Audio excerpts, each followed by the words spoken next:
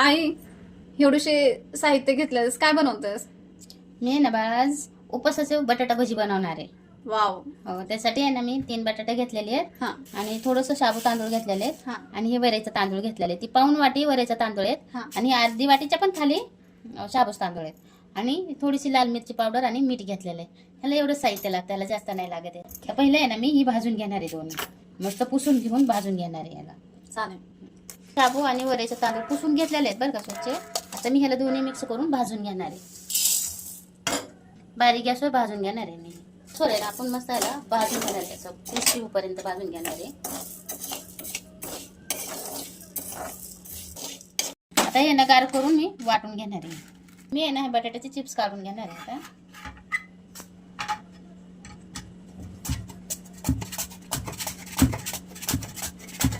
काढून घेतलेले आहेत बरं का, नाही का. मोठे बटाट्याचे मोठे निघलेले आहेत आणि छोट्याचे छोटे असे निघलेले आहेत. असे मस्त आपण असे चिप्स काढून घेतलेले. तर आपण आहे ना हे पाण्यात टाकून घेऊयात. मस्त धुवून घेतलेले बरं का हे चिप्स. मस्त आपण आहे ना ह्याला असंच पाण्यात टाकून घेऊयात. आपलं गार झालेलं आपण आता ही मस्त वाटून घेऊयात, नाही का, शाबू आणि वरई.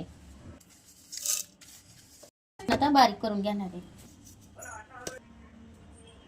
मी. आहे ना ह्याच्यात पाणी टाकून घेतलेले बरं का. आता आपण ही परत एकदा वाटून घेणार आहे, म्हणजे मस्त बारीक होईल, नाही का, पाण्याने त्याने. तुम्हाला दही टाकायचं असेल तर दही पण टाकू शकता बरं का. तुम्हाला जर थोडंसं असं, नाही का, आंबट जर पाहिजे असेल ना तर तुम्ही दही पण टाका ह्याच्यात. दह्याने पण खूप छान होते बघा. ह्याच्यात आहे ना मी ही लाल मिरची पावडर टाकणार आहे, वाटतानाच टाकणार आहे. ह्याच्यात आहे ना मी चवीपुरतं मीठ पण टाकून घेणार आहे. ना मी असं बारीक करून घेतलेलं आहे बरं का.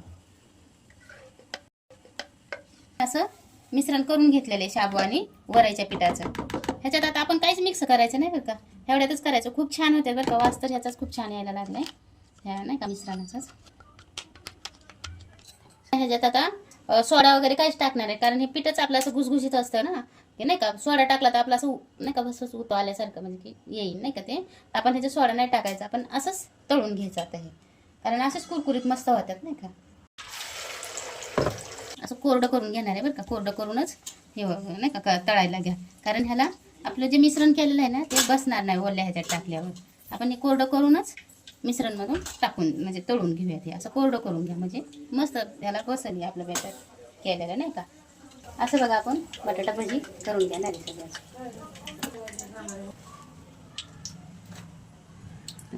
हे बघा आपलं असं कुरकुरीत बटाटा भजी उपवासाचं करून घेऊयात आपण. ह्याच्यात नाही का मिक्स करायचं आणि सोडून द्यायचं त्याला. असे मस्त होतात बघा. एकच तळायचे बरं का. जर तुम्ही जर एकदा दोन तीन जर सोडचाल ना तर ते एकमेकाला चिटकते आणि होत नाही व्यवस्थित, नाही का. असं एकच मोठे जे असेल ना तर एकच सोडून घ्या तुम्ही, म्हणजे व्यवस्थित तळता येते आणि असे मस्त फुगतात बघा. हे असं आहे ना मस्त फुगून वर येते बघा. असं मस्त होतं ते बघा. करून बघा तुम्ही उपवासा दिवशी असं भजी. जर आपल्याला खिचडी खाऊन खाऊन जर कंटाळा येत असेल ना तर असं चटपटीत काहीतरी करून खायचं. खूप छान होतात अशी भजी, बटाटा भजी. ते खिचडी किंवा वैरेचा भात भाकरी खाऊन जर कंटाळा येतच असेल ना तर असं करून खायचं, नवीन नवीन काहीतरी. मस्त वाटतं असं खायला.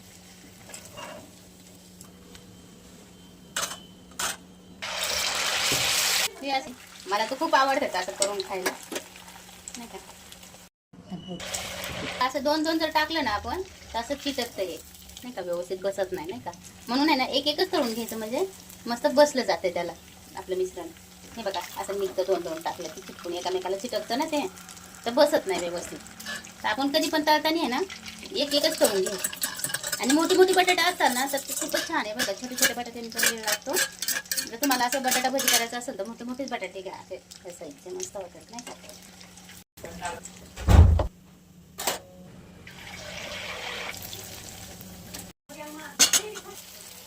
हे सगळं असंच भजी मी करून घेतलेलं आहे बरं का.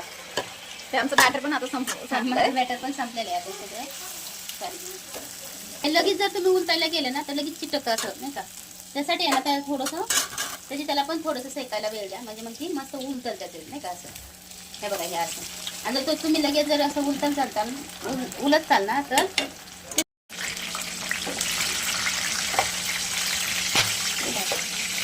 ही मिरची तळून घेऊयात आता नाही का भजी सोबत खायला.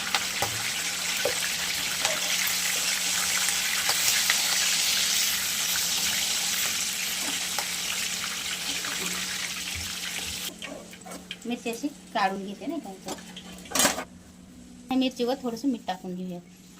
मीठ टाकलं ना चव येते मस्त. असेच तळायचे आणि मीठ टाकून घ्यायचं मिरच्यावर. आता आहे ना हे आपलं उपासाचं भजी आणि मिरची तयार आहे. आता तुम्ही दह्यासोबत खावा कशासोबत पण खावा पण खूप छान होतात बरं का. गरम गरम खाल्लं ना तसं कुरकुरीत मस्त होत्यात बघा. असं मस्त होत्या ते. हे आपलं उपासाचं भजी तयार आहे. वरई आणि शाबूपासून बनवलेलं उपासाचं भजी, उपासाचं बटाटा भजी.